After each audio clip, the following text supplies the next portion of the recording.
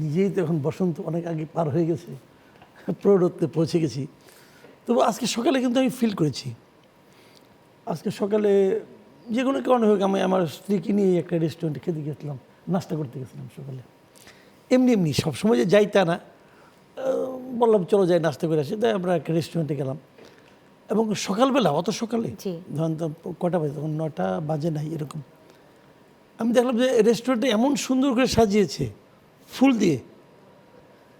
তো আমার কাছে মনে হলো তো ওই রেস্টুরেন্ট কর্তৃপক্ষ মনে হয় মানে এটা তার কেবল গ্রাহকদেরকেই হ্যাপি করার জন্য করছে তা না, তারা নিজেরাও মনে হয় একটা স্বস্তির নিঃশ্বাস ফেলতে চেয়েছে যে আমরা আসলে একটু একটা না, মানে সত্যি কথা বলতে কি, নির্বাচনটা হবে, কে জিতবে না, এবং বিভিন্ন সোশ্যাল মিডিয়াতে এটা নিয়ে আপনার মানে উন্মত্ততা, ক্রোধ, শেষ দিকে আপনার কান্নার অভিনয়, তো এই সব মিলিয়ে না এমন একটা মানে আপনার পরিস্থিতি তৈরি করা হয়েছিল।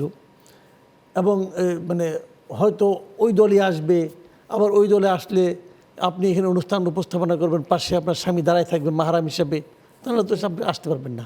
তো এই যে মানে উদ্ভট মানে আপনার মানুষের চিন্তা যে তাহলে কি এটা করতে হবে, তাহলে ওটা করতে হবে, এই যে মানুষের ব্যক্তিগত জীবনযাপনের মধ্যে সমাজের হস্তক্ষেপ অথবা রাষ্ট্রের হস্তক্ষেপ, এটা না এই দেশের মানুষ ভালোভাবে মানে বলতেও পারছে না কিছু। আপনি যে প্রতিবাদ করবেন, আপনি প্রতিবাদ করতে পারবেন না, প্রতিবাদ যে আপনি করবেন আপনার মবের ভয়, আবার আমি যে বাড়ি যাব ঠিক মতো বাড়িতে পৌঁছতে পারবো, এই যে আতঙ্কটা, এই আতঙ্কটা যেন মানে হঠাৎ করে এক মুহূর্তের মধ্যে সব মানে রিলিফ একটা। আমি আমার মানে ওয়াইফের চেহারা আজকে যে সে গেছে আমার মনে হয় এটা কিন্তু যে কেবলমাত্র যে ভ্যালেন্টাইন উদযাপন করার জন্য গেছে তা কিন্তু না, মানে সে যে মানে কীভাবে রিলিফ পাই, সে যে একটা মানে স্বস্তির মধ্যে আছে, এই ফিলিংসটা আমি কিন্তু অনেকের মধ্যে দেখেছি।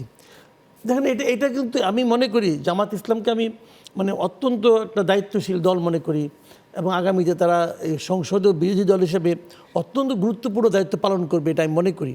এবং আমি মনে করি আমরা খুবই আপনার দায়িত্বশীল একটা বিরোধী দল পেতে যাচ্ছি এটা মনে করি। কিন্তু আমি জামাতকে বলবো যে আপনারা 70-এর ঘরে 80-র কাছাকাছি সিট পেয়ে 77টা না, আপনারা 77টা আসন পেয়েছেন, মানে এনসিপি সহ হোক এত আসন পেয়েছেন, এত ভোট পেয়েছেন, আপনারা কিন্তু উদ্বেলিত হয়েন না, আপনারা বরং ভাবেন যে আপনারা আরও বেশি পেতে পারতেন কিনা, এবং সেই পাওয়াটা থেমে গেল কেন।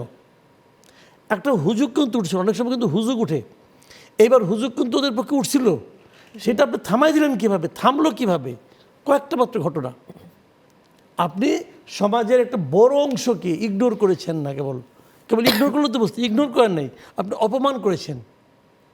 এই ধারা আপনি চালাতে থাকেন তাহলে কিন্তু হবে না রে ভাই।